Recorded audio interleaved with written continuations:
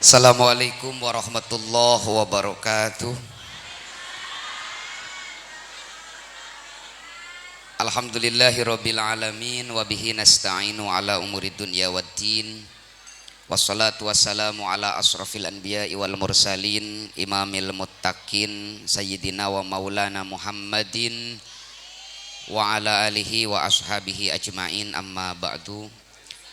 Al-mukarramun, para alim ulama, para kiai, para ajengan, wabil khusus Rois Syuriah MWC NU Kecamatan Patrol yang saya hormati, mudah-mudahan Allah muliakan.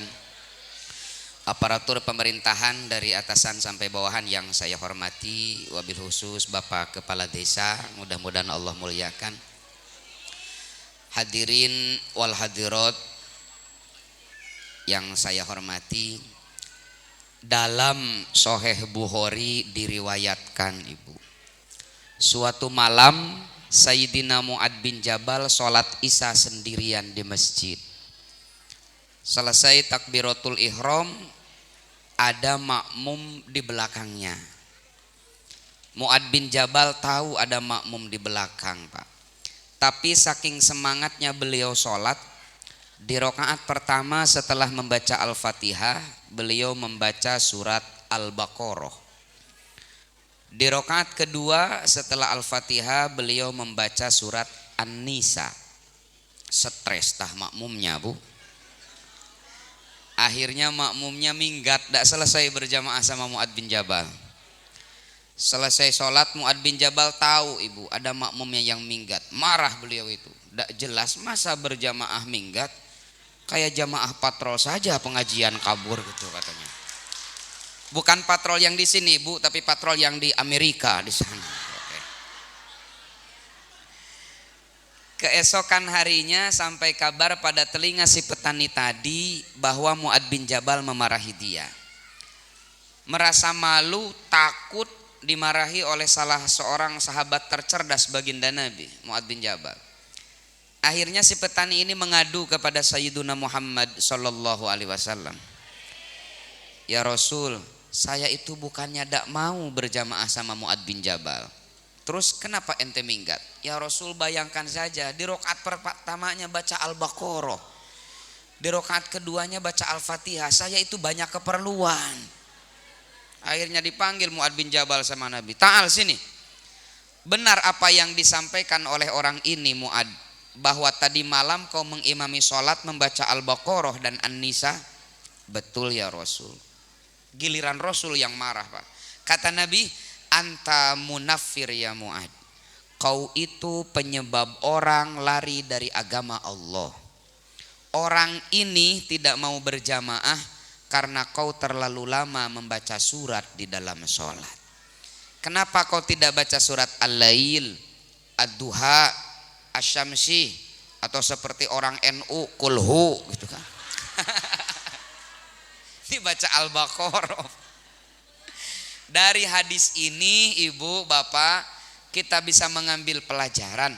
Sholat berjamaah saja jangan terlalu, apalagi pengajian. Itu intinya. Ini sudah 5:30, kira-kira sampai jam berapa? 5:30. Sampai 5:30 itu bukan pengajian, Bu, itu penganiayaan. Hadirin rahimakumullah, mudah-mudahan kita semua dengan berkumpul di majlis yang mulia ini, di masjid yang mulia ini, dengan niat thalabul ilmi, dosa-dosa kita diampuni oleh Allah Subhanahu wa taala. Sebab kata Nabi, tidaklah satu kaum, satu masyarakat itu berkumpul di satu tempat yang di dalamnya dibacakan ayat-ayat Allah, disampaikan ilmu-ilmu yang bermanfaat, illa haffaz alaihimul malaika, kecuali tempat itu dinaungi dengan sayap-sayap malaikat yang sedang bergemuruh kepada Allah memohonkan ampunan bagi orang yang berada di tempat itu. Saat ini, Ibu, Bapak, malaikat sedang mendoakan kita agar dosa-dosa kita diampuni oleh Allah sebelum kita meninggalkan majlis ini.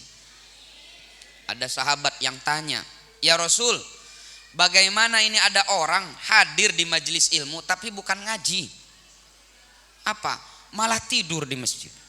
Gimana? Apakah orang yang itu juga diampuni dosanya?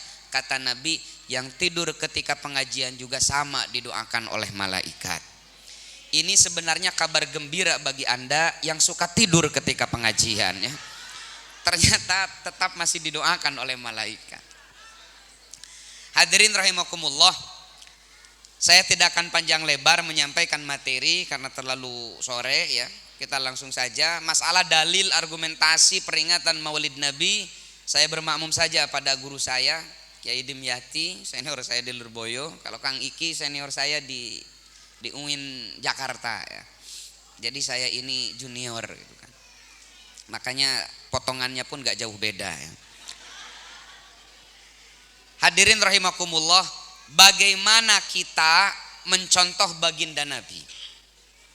Yang penting ibu bapak ketahui adalah kita sebagai manusia ibu tidak akan bisa lepas dari yang namanya waktu. Dan waktu itu ada dua. Satu, waktu yang telah berlalu yang tinggal sejarah atau histori. Kedua, waktu yang akan datang itu masih misteri. Jadi tema pengajian kita kali ini, bagaimana Sayyiduna Muhammad mengajarkan kepada kita untuk meninggalkan sejarah dan mempersiapkan masa depan. Kenapa masa depan harus disiapkan? Pepatah bijak mengatakan begini, gagal merencanakan sama dengan merencanakan kegagalan. Betul ya Bu? Gagal merencanakan sama dengan merencanakan kegagalan. Saya jadi ingat zaman Orde Baru dulu. Ketika saya kecil itu ada satu menteri di era Orde Baru yang pandai sekali membolak-balikkan kata. Mari kita memasyarakatkan istighfar dan mengistighfarkan masyarakat. Mari kita memasyarakatkan olahraga dan mengolahragakan masyarakat. Lalu saya kebayang kalau beliau ceramahnya di Garut Pak. Ciri khas Garut kan ngadu domba. Domba Garut. Mari kita memasyarakatkan adu domba dan mengadu dombakan masyarakat. Yang pertama sejarah. Sejarah itu ada dua Pak. Satu sejarah yang given, dikasih oleh Allah tanpa kita pesan terlebih dahulu, terima jadi. Seperti kita lahir dari keluarga siapa, warna kulit kita bagaimana, suku bangsa kita apa, bahasa kita apa, itu adalah sejarah kita yang kita tidak pesan, langsung terima jadi. Azan ya, tidak apa-apalah di sana adanya juga ya, yang penting jangan di sini dulu ya. Tuh jadi lupa lagi sampai mana. Kita lahir seperti ini tanpa kita pesan Pak, terima jadi. Atau ada ibu-ibu di sini yang dulu ketika dalam perut ibunya pesan kepada Allah ingin lahir di RT 01. Tidak ada. Kita seperti ini, suku bangsa kita ini, bahasa kita ini, itu tanpa kita pesan. Makanya sesuatu yang tidak kita pesan jangan diributkan Pak. Suku bangsa kita tidak sama, wajar. Bahasa kita tidak sama, biar. Justru Islam diturunkan oleh Allah ke permukaan bumi ini 15 abad yang lalu. Salah satu tujuannya adalah untuk menghapuskan ras diskriminasi. Kata Sayyiduna Muhammad ketika khutbatul wada, ayyuhan nas, wahai sekalian manusia, kullukum min Adam, kalian semua berasal dari Nabi Adam. Wa Adam min turab, dan Nabi Adam berasal dari tanah. La fadla baina arabiyyin ala azamiyyin illa bittaqwa. Tidak ada istilah suku Arab lebih baik daripada suku Jawa. Tidak ada kamusnya di dalam Islam suku Jawa lebih baik daripada suku Sunda. Semuanya sama di hadapan Allah. Yang membedakan adalah kualitas ketakwaannya. Inna akramakum indallahi atqakum. Ini pesan universal di dalam Islam Pak. Al-musawamatul insaniyah, egalitarianism, kesamaan hak dan derajat sesama manusia. Tapi ibu bapak, meskipun kita tidak pesan kepada Allah agar dijadikan bangsa Indonesia, tapi kita patut bersyukur Allah jadikan kita sebagai bagian dari bangsa Indonesia. Ibu bersyukur gak jadi orang Indonesia? Kenapa bersyukur, Bu? Nah, ini masalahnya. Nih, biar kita bersyukur. Pertama, Indonesia itu negara yang luar biasa kaya, Pak. Kaya sekali. Tidak usah saya absen satu persatu kekayaan bangsa kita yang luar biasa, anugerah dari Allah. Satu saja faktanya, Indonesia itu, Pak, negara dengan kepulauan terbesar di dunia. Tidak ada negara yang memiliki pulau sebesar dan sebanyak Indonesia. Pulaunya saja, Pak, Indonesia itu 17.400 pulau. Itu belum termasuk Pulau Gadung dan Pulau Gebang. Tambah 2 berarti ya. Kedua, Indonesia itu negara yang iklimnya paling stabil karena berada di garis khatulistiwa. Makanya panjang siang dan panjang malam di Indonesia itu relatif sama, Pak. Saumnya orang Indonesia, puasanya orang Indonesia itu maksimal 14 jam, maksimal itu. Saudara-saudara kita di bagian dunia sana kemarin ketika puncaknya musim panas mereka puasanya 20 jam, Ibu. Jam 10 malam baru adzan maghrib, jam 2 sudah adzan subuh. Kebayang gak oleh Ibu bagaimana tersiksanya puasa 20 jam? Lah kita jangankan 20 jam, 14 jam saja puasa, setengah jam sebelum berbuka kolak itu kan sudah digini-giniin ya. Apalagi 20 jam. Yang ketiga, Indonesia itu negara yang relatif aman, Ibu. Awal 2019 pengurus besar Nahdlatul Ulama mengadakan seminar internasional, Pak, di Jakarta. Salah satu pematerinya adalah Syekh Profesor Adnan Al-Afyuni yang minggu kemarin wafat dibom oleh ISIS. Beliau bicara begini, kalau bahasa Indonesia itu, bersyukurlah wahai saudaraku bangsa Indonesia, karena kalian berada di negara yang aman, sehingga kalian bisa mengamalkan ajaran agama kalian dengan bebas tanpa was-was. Kami ini di Syria yang sudah 9 tahun perang saudara tak berkesudahan, jangankan untuk pengajian akbar seperti ini, hanya untuk Jumatan saja kami ini was-was karena negaranya tidak aman. Banyak kasus ketika umat Islam khidmat ibadah Jumat, tiba-tiba bom bunuh diri meledak di tengah-tengah masjid itu, Pak. Jadi Bapak, di Syria itu karena kondisi negaranya tidak aman, mau Jumatan saja was-was takut ada bom bunuh diri. Nah, di Indonesia, Bu, saking amannya sedang Jumatan juga masih sempat tiduran, Pak. Jadi di Syria itu mau Jumatan takut ada bom bunuh diri karena tidak aman. Nah, di Indonesia saking amannya sedang Jumatan masih bisa. Alhamdulillah. Makanya mari sama-sama kita rawat, kita jaga ketenangan, ketentraman negara yang kita cintai ini. Karena dengan negara aman, ibadah nyaman. Dengan negara aman, bisnis nyaman. Dengan negara aman, belajar nyaman. Dengan negara aman, poligami. Langsung protes nih ibu-ibu. Makanya kita di Nahdlatul Ulama, Ibu, didoktrin oleh guru-guru kita, didoktrin oleh kiai-kiai kita, hubbul waton minal iman, cinta tanah air merupakan bagian daripada iman. Mustahil kita bisa menjadi mukmin yang sejati, tidak mungkin kita bisa merealisasikan keimanan dan keislaman kita tanpa punya tanah dan air. Saya tanya sama ibu bisa hidup di awang-awang tanpa punya tanah dan air? Tidak bisa. Tanah Indonesia tempat kita sujud, tanah Indonesia tempat kita berpijak, air Indonesia yang kita minum, dengan air Indonesia pula kita bersuci. Makanya menjaga tanah air adalah prasyarat untuk terrealisasinya keimanan dan keislaman kita. Nusantara ini, Pak, dari Sabang sampai Merauke, laksana sajadah panjang kita umat Islam Indonesia untuk sujud dan mengabdi kepada Allah Subhanahu wa taala. Kalau kita mencintai Allah, maka cintailah tempat sujud kita, yaitu Nusantara. Kemarin, Bu, ada mubaligh mu'alaf ya, yang baru kemarin sore belajar ilmu agama, menyalahkan pepatah petuah kiai kita. Apa itu hubul waton minal iman? Tidak ada dalilnya. Nasionalisme itu gak ada dari sanahnya. Saya sampaikan, bukan gak ada dari sanahnya, memang ente saja yang belum pernah ke sana, gitu kan. Ini namanya kuper, kurang pergi-pergian. Ya. Di sini saya sampaikan beberapa hadis dan ayat Al-Quran tentang nasionalisme, bahwa hubbul waton minal iman itu benar, ada contohnya dari Sayyiduna Muhammad. Ya. Banyaklah, bisa dibuka di dalam surah Al-Baqarah ayat 126, mirip dengan Ibrahim ayat 35. Wa idh qala Ibrahimu rabbij'al hadza baladan amina warzuq ahlahu minas samarat, dan seterusnya. Lihat Pak, dalam ayat ini sebelum Nabiullah Ibrahim memohon apa-apa kepada Allah, warzuq ahlahu minas samarat, limpahkan rizki kepada penduduknya dari buah-buahan, yang pertama kali Nabiullah Ibrahim mohonkan adalah baladan amina, negara yang aman.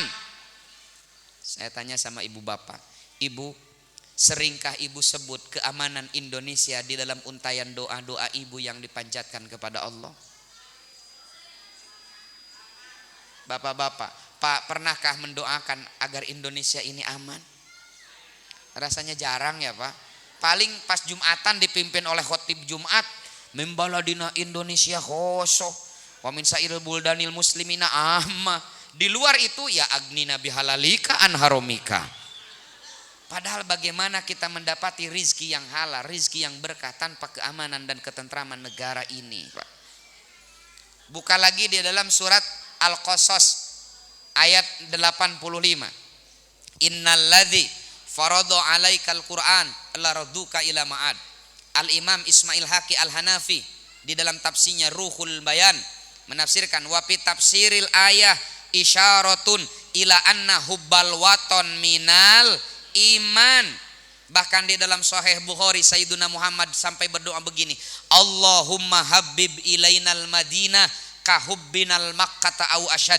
Ya Allah, anugerahkan kepada kami rasa cinta terhadap Madinah, tanah air kedua Sayyiduna Muhammad, melebihi kecintaan kami terhadap Mekah. Rasul sampai memohon kepada Allah. Bahkan di hadis Bukhari yang lain, ketika Sayyiduna Muhammad pulang dari luar kota Pak, habis ngisi Yaumul Ijtima gitu kan, atau ngisi MKNU gitu kan, pulang ke Madinah, sudah terlihat tembok-tembok Madinah. Beliau tancap gas mempercepat kendaraannya, ingin segera sampai ke Madinah. Di dalam Fathul Bari syarah Sahih Bukhari, Ibnu Hajar Al-Asqalani menafsirkan, wa fil hadisi dalalatun ala fadlil Madinah wa ala masyru'iyati hubbil waton wal hanini ilai. Hadis ini punya dua poin. Satu, kemuliaan Madinah. Dua, disyariatkannya mencintai tanah air. Banyak lagi lah. Sama Kiai NU itu jangankan dalil hubul waton minal iman, dalil ngerokok juga punya beliau itu Bu. Jadi jangan tanya dalil sama Kiai NU, memang gudangnya dalil itu di NU ya. Itu sejarah yang dikasih. Kedua, ada sejarah yang diciptakan Ibu. Tadi kan dikasih, sekarang ini diciptakan. Nah, logikanya begini ilustrasinya. Ada ibu muda yang ditinggal wafat oleh suaminya. Kalau masih muda jangan ibu ya, mamah. Oke. Ada mamah muda yang ditinggal wafat oleh suaminya. Lalu dia panggil anak laki-laki paling tua, Aa sini. Sekarang ayah sudah almarhum, mamah titip kalau kelak Aa dewasa, kalau nanti Aa jadi suami, contoh almarhum bapak. 20 tahun mamah berumah tangga dengan almarhum, rasanya belum pernah almarhum itu melukai hati mamah. Justru mamah merasa lebih baik setelah menjadi istri almarhum bapak. Tadi teman-temannya takziah ke sini, ternyata bapak kamu itu di kantornya top, di masyarakatnya top. Kamu kalau nanti jadi suami, kalau dewasa kelak, contoh almarhum bapak. Itu sejarah bukan? Dikasih atau diciptakan? Diciptakan selama almarhum hidup. Karena ada lagi ibu muda yang ditinggal wafat oleh suaminya. Lalu dia panggil anak laki-laki paling tua, Aa sini. Sekarang bapakmu sudah almarhum, mamah nitip kalau kelak kamu dewasa, kalau nanti kamu jadi ayah, awas jangan seperti almarhum bapak kamu. 20 tahun mamah berumah tangga dengan bapakmu, kerjaannya menyakiti hati mamah saja. Tapi alhamdulillah pertolong dari Allah, bapak kamu pendek umur katanya. Itu pertolongan dari Allah kepada mama. Soalnya kalau bapak kamu panjang umur, penderitaan mama itu akan lebih panjang gitu kan. Buktinya pas sekarang selesai bapak kamu ditahlilkan 7 hari, lu lihat tensi darah mamah jadi normal sekarang itu. Jadi sejarah yang diciptakan pun ada dua. Satu sejarah indah, dua sejarah yang tidak indah. Makanya di dalam surat Asy-Syu'ara ayat 84 ada doa begini. Waj'alli lisana sidqin fil akhirin. Ya Allah, jadikan akhir hidupku, jadikan akhir hayatku sebagai kenangan indah, sebagai sejarah indah bagi generasi sesudahku. Sayyiduna Muhammad ibu telah memberikan suri tauladan dalam meninggalkan sejarah. Beliau sudah wafat lebih daripada 1400 tahun ibu. Tapi sampai hari ini namanya tetap dikenang. Kepribadiannya terus diungkap. Setiap perkataannya direkam dan diikuti. Kenapa? Karena beliau telah berhasil menorehkan sejarah indah yang bisa dikenang oleh masyarakat ribuan tahun yang akan datang. Mudah-mudahan kita semua diberikan hidayah, inayah, taufiknya oleh Allah Subhanahu wa taala agar bisa meninggalkan sejarah indah yang bisa dikenang oleh anak cucu kita di masa yang akan datang. Nah, yang kedua, di samping mempunyai sejarah, manusia juga menghadapi masa depan. Itu masih misteri, tidak kita ketahui. Jangankan 10-20 tahun yang akan datang, Pak. Apa yang akan terjadi pada kita besok? Lihat surat Luqman ayat 34. Wa ma tadri nafsum madza taksibu goda. Kita tidak akan tahu apa yang akan menimpa kita esok hari. Sekarang itu kita bisalah nelpon Kang Rizki itu, mau nelpon, mau nemui beliau gampang lah. Tapi 5-10 tahun kemudian siapa tahu mau bertemu dengan Kang Rizki itu sulitnya minta ampun. Karena sudah jadi menteri dalam negeri. Ibu boleh tertawa atau menertawakan. Tapi ketika Allah berkehendak kun fayakun, semua bisa.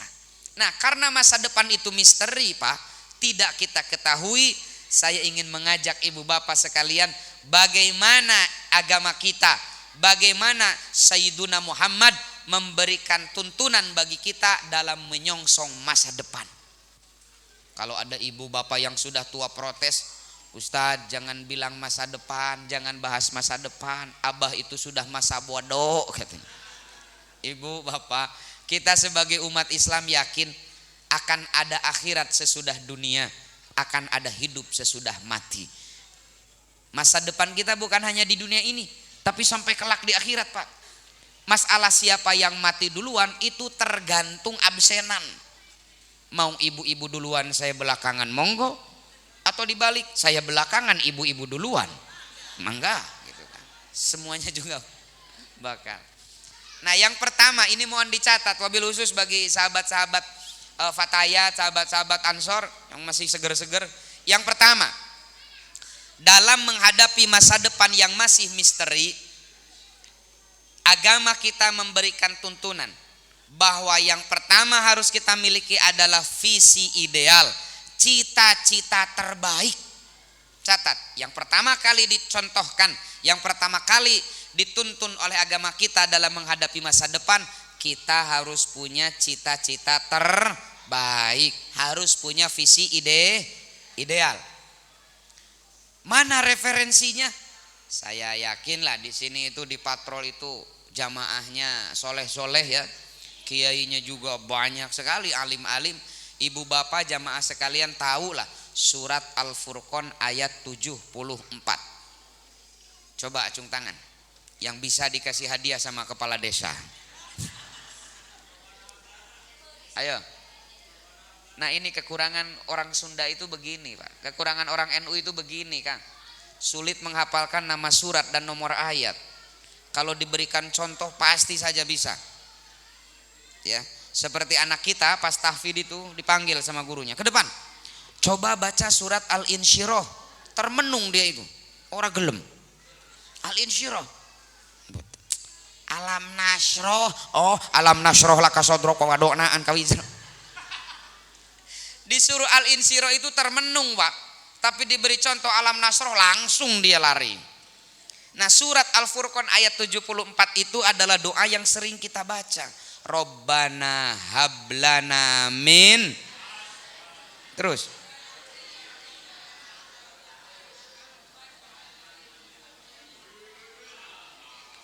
Betul kan bisa ya? Tadi itu Al-Furqan 74. Wallahu a'lam bishawab. Tapi ada lagi yang lebih parah, di belakang dekat kamera. Coba baca surat Al-Furqan ayat 74, malah berbisik sama sampingnya. Jangan dijawab. Nanti juga sama dia dibacakan. Lihat ini, Pak. Rabbana hablana min azwajina wa dzurriyyatina qurrata ayun. Ya Allah, anugerahkan kepada kami anak istri yang bisa menjadi pelipur duka kami. Mana visi idealnya? Di akhir ayat, Ibu, waja'alna lil muttaqina imama, dan jadikan kami sebagai imamnya, sebagai pimpinannya orang-orang yang bertakwa. Dalam ayat ini kita diajari oleh Allah untuk memohon dijadikan imamnya orang-orang yang bertakwa, bukan memohon dijadikan orang yang bertakwa, tapi imamnya, pimpinannya. Ini kan ideal, Pak. Karena kata para psikiater itu, power itu, Pak, kekuatan itu tidak terletak di otot kita. Kekuatan itu terletak di kepala kita. Makanya Islam mengajari kepada kita dalam menghadapi masa depan, di kepalanya itu harus optimis, visioner, roja ilallah, husnudzon ilallah. Ilustrasinya begini. Ada tembok setinggi 2 meter. Kata Yai Dimyati itu, Yan, lompat. Wah, 2 meter Kiai kayaknya tidak bisa. Pasti gak akan bisa. Kenapa? Karena di kepala saya ada kamus gak bisa. Tapi suatu pagi, Ibu, saya dikejar 3 anjing gila. 3-tiganya rabies. Anjing bulldog, anjing helder, anjing kampung. Saya lari terbirit-birit. Tiba-tiba di tengah jalan ada tembok setinggi 2 meter menghalangi. Saya pasti menanamkan dalam hati dan pikiran saya harus bisa melewati tembok ini. Sebab kalau tidak, saya adalah makhluk Allah keempat yang rabies setelah 3 anjing itu. Kalau bisa. Saya baca di dalam tafsir At-Tabari juz kedua, Ibu. Dulu di masa Nabi Muhammad ada seorang sahabat yang kismin sekali. Saking kisminnya, saking miskinnya, mengundang perhatian Nabi. Lalu Nabi datang menghampirinya dan berkata, "Kang, kenapa Akang itu kok miskin begini?" Kata si sahabat ini, memang kalau ingin terkenal tuh harus ekstrim, Ibu. Kalau miskin banget, kalau kaya banget, mudah terkenal. Kalau miskin banget enggak, kaya banget juga enggak, itu sulit terkenal. Seperti ibu bapak yang menjadi guru di sekolah atau di pondok, saya yakin cuma ingat 2 murid. Murid yang pinter banget dan murid yang bodoh banget. Kalau murid yang sedang-sedang saja itu kadang lupa. Saya sebagai dosen, saya cuma ingat 2 mahasiswa saya, Bu. Mahasiswa yang pinter banget dan mahasiswa yang goblok banget ya. Mahasiswa yang selau-selau saja itu saya lupa ingat. Dan yang paling saya ingat itu mahasiswi. Serius, mahasiswi yang pinter banget, cantik banget, kaya banget, orang tuanya sudah tua banget, dan dia anak tunggal. Itu saya catat nomor handphonenya, Bu. Nggak, maksud saya kalau ingin terkenal itu harus eye catching gitu kan. Nah, si sahabat ini saking miskinnya mengundang perhatian Nabi. Dan Nabi berkata, "Kang, kenapa Akang itu miskin sekali?" Kata si sahabat ini, "Ya Rasul, saya miskin seperti ini karena doa saya. Karena doa Akang. Memang Akang doa gimana sampai melarat begini? Begini ya Rasul, ya Allah, hidupkan saya di dunia dalam keadaan miskin melarat, tapi bangkitkan saya kelak di akhirat di dalam surga Firdaus." Jadi si sahabat ini minta melarat di dunia tapi surga Firdaus di akhirat. Lalu kata Nabi sambil tersenyum, "Mau gak aku ajarkan doa yang lebih baik daripada itu?" Kata si sahabat ini, "Kalau ada doa yang lebih baik ya Rasul, ajarkan kepada saya." Lalu Sayyiduna membacakan surat Al-Baqarah ayat 201. Dikasih contoh lagi nih. Robbana atina fid dunya hasanah wa fil akhirati hasanah. Lihat, kita umat Islam diajarkan sukses dunia, sukses akhirat. Fid dunya hasanah wa fil akhirati hasanah, bahkan wakina adzabannar. Doa sahabat tadi yang minta sukses di dunia, melarat di sukses akhirat melar dunia, coret. Seorang muslim harus punya visi sukses dunia, sukses akhirat. Ini penting Ibu. Saya punya pengalaman. Dulu waktu saya kecil di kampung itu Ibu, kalau ada pesawat terbang, kalau ada kapal istilah Sundanya itu, suka dikejar dan diteriaki sama teman-teman itu, kapal minta duit gitu kan. Kalau di Indramayu bagaimana? Oh my God. Tapi rasanya belum pernah dikasih duit tuh sama kapal. Akhirnya saya bilang sama ibu saya, Mama, AA itu mau keluar negeri kelak sekolah biar naik kapal. Waktu itu ibu saya tahu persis kalau orang tua saya itu tidak mampu menyekolahkan saya ke luar negeri karena keterbatasan ekonomi. Tapi seorang ibu yang punya visi ideal, seorang ibu yang dalam lisannya ada kaulang sadida, beliau peluk saya. Ku mamah didoakeun AA sing sakola ka luar negeri. Jung bager kasabrang ka Palembang ari balik mawa. Nah, karena ada visi ideal ya alhamdulillah lah segini mah Kang Iki ya. Ya alhamdulillah lah. Saya punya jadwal ngajar itu di Laut Cina setahun 3 kali. Ya, bukan belajar, ngajar kita di sana itu. Saya mau tanya sama ibu-ibu, Bu, coba ini ilustrasikan, bayangkan. Saya mohon berdiri Kiai.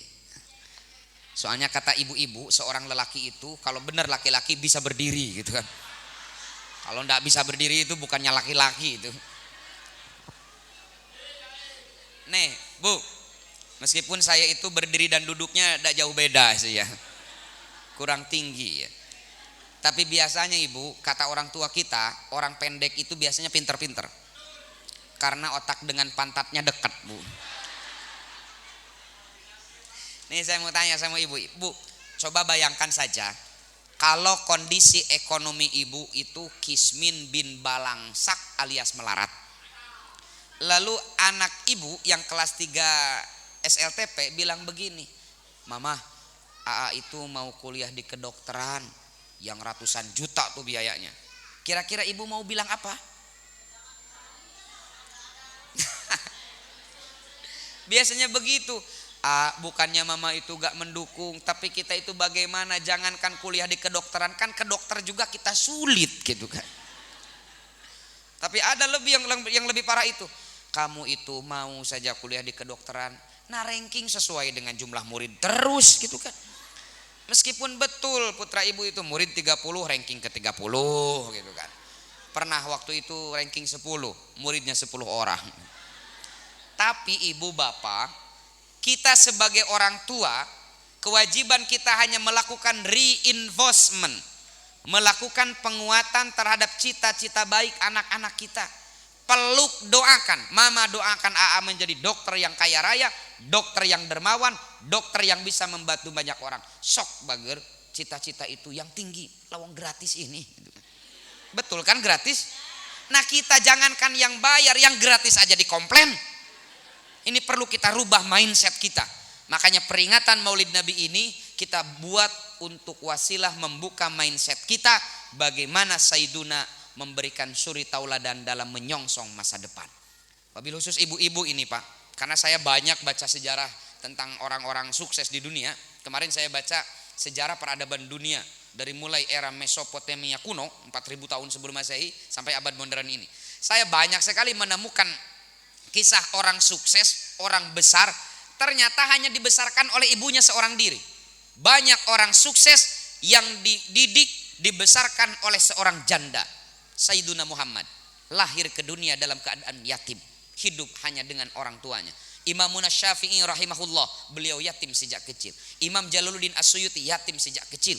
Penemu lampu pijar Thomas Alva Edison, dia yatim sejak kecil, dibesarkan hanya oleh seorang janda. Banyak orang besar, orang sukses dibesarkan hanya seorang janda. Tapi saya belum pernah mendapati satu kisah orang sukses dibesarkan oleh seorang duda gitu. Belum pernah saya itu. Makanya saya titip nih sama ibu-ibu. Di dalam surat An-Nisa Ibu ayat ke-9, ketika Allah mewanti-wanti agar kita tidak meninggalkan generasi yang lemah. Nih peran orang tua. Wal yakhshal ladzina law taraku min khalfihim dzurriyyatan dhi'afa khafu alaihim falyattaqullaha wal yaqulu qaulan sadida. Hendaklah kalian merasa risih, hendaklah kalian merasa takut andai kata kalian meninggalkan generasi yang lemah. Kenapa harus takut? Karena tantangan yang akan dihadapi oleh anak cucu kalian 20-30 tahun yang akan datang akan lebih berat daripada tantangan yang kita hadapi hari ini dalam berbagai hal. Oleh karenanya jangan sekali-kali kalian meninggalkan generasi yang lemah. Agar kita tidak meninggalkan generasi yang lemah, kan solusi dalam ayat ini cuma dua. Satu, falyattaqullaha, kita bertakwa dan mewariskan ketakwaan itu kepada anak cucu. Ini sering dibahas. Yang jarang dibahas itu nomor dua ini. Wal yaqulu qaulan sadida. Kalian bicara benar. Dulu waktu saya di pondok, ibu tidak paham apa kaitannya antara bicara benar dengan generasi unggul. Lalu saya mendapati satu tafsir besar 17 jilid, judulnya Al-Munir fil Aqidah Wasyariah wal Manhaj, karya Syekh Wahbah Zuhaili. Kata beliau, qaulan sadida, bicara benar dalam ayat ini ada dua aspek. Satu, benar kontennya, isinya benar. Dua, benar konteksnya, penyampaiannya baik. Jadi kalau istilah kita qaulan sadida itu perkataan yang baik dan benar. Karena banyak perkataan yang isinya benar tapi penyampaiannya kurang baik, jadi jelek, ibu. Contoh, ibu bagus gak? Betul gak disuruh oleh suami olahraga biar sehat? Betul gak, bu? Betul. Tapi suami ibu bilangnya begini, mah coba dong yang rajin olahraga biar body itu puguh bentuknya, gitu kan. Ini tuh gak jelas sekali tuh, lihat mah body tetangga sedang ngepel bohai mah itu suka olahraga. Kira-kira ibu enak dibilang gitu? Untung tidak terjadi perang Baratayuda juga ya. Isinya benar tapi penyampaiannya kurang baik, jadi salah. Kedua, mohon maaf ibu ya, bukan menghina ya, ini fakta gitu kan. Dulu kan ketika masih muda body ibu itu jelas bentuknya ya, seperti biola. Sekarang itu sudah 30 tahun rumah tangga, anak sudah 8, kadang suami ibu itu bingung lihat body ibu itu, ini bentuknya kayak galon atau.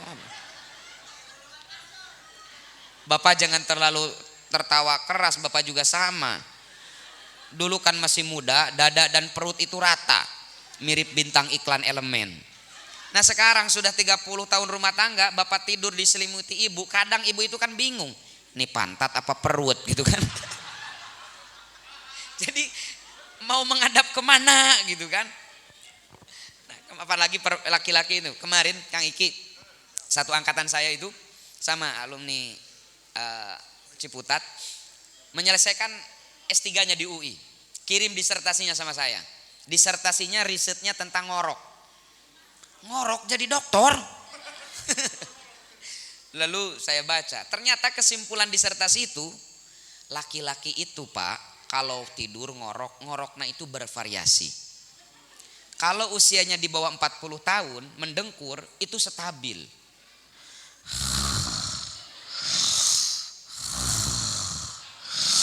Stabil. Tapi kalau sudah lebih dari 40 tahun itu tidak stabil, Pak. Kadang ibu sedang nyenyak-nyenyak tidur, di samping ibu bapak terlelap, ngoroknya begini.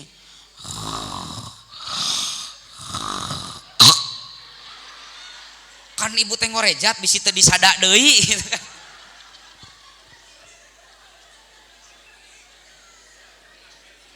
Nah, jadi kembali lagi, baik dan benar.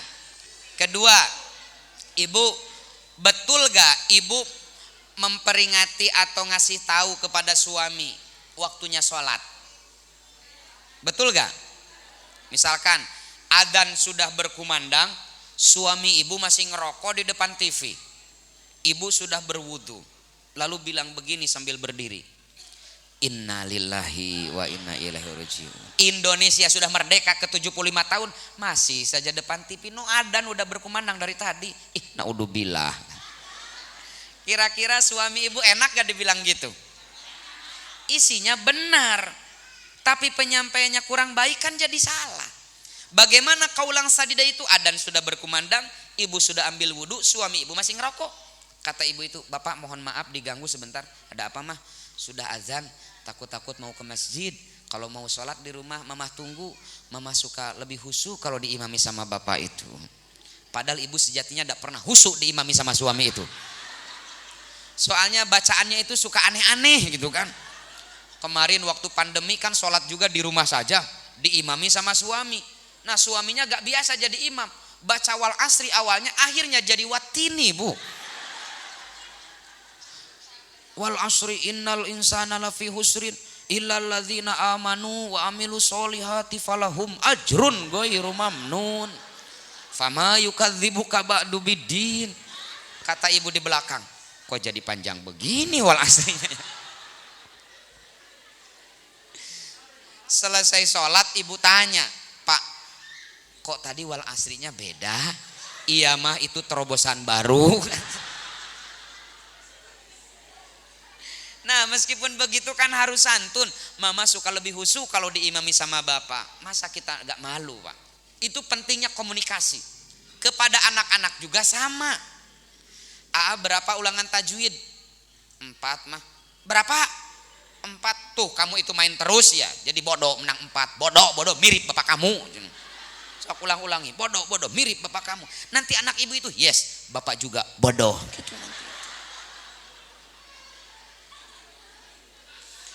Itu bukan kaulang sadida namanya. Kaulang sadida tuh begini. Berapa ulangan tajwid? 4 mah. Berapa? 4. Mamah dulu sempat dapat 2 nak. Tapi dari sana mamah lebih rajin belajar, lebih giat lagi menghafal. Pas ujian lagi alhamdulillah dapat 8. Sekarang 4. Coba dong sayang yang rajin lagi, yang lebih rajin belajarnya, yang lebih giat menghafalnya. Nanti pas ujian insya Allah dapat 10. Mamah yakin lebih pintar daripada mama. Enakan yang pertama yang kedua? Ibu sering yang pertama yang kedua?